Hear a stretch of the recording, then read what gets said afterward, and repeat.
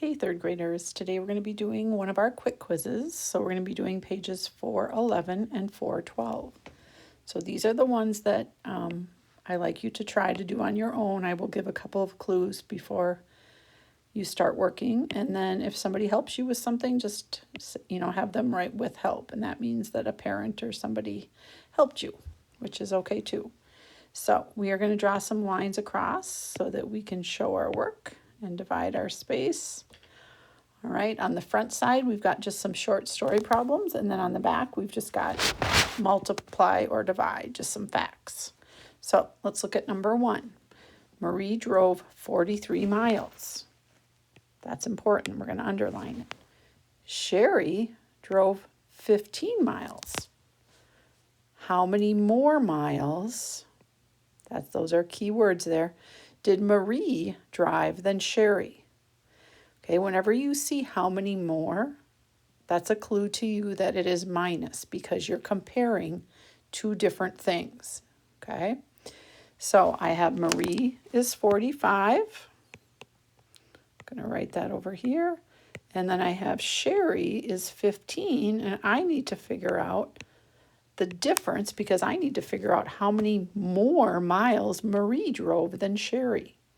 So you'll do that and you'll figure that out. And this is a quick quiz, and I know that we always do this, but you need to make sure that you always put your label.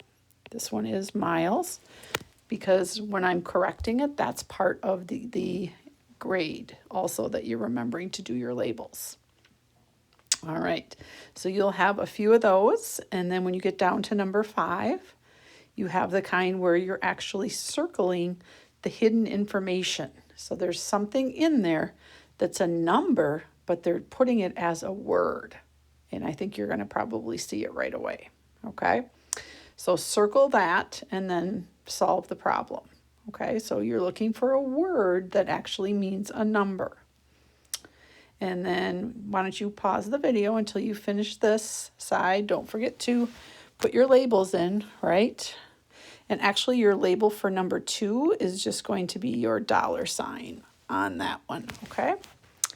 And meet me on the back side when you're ready.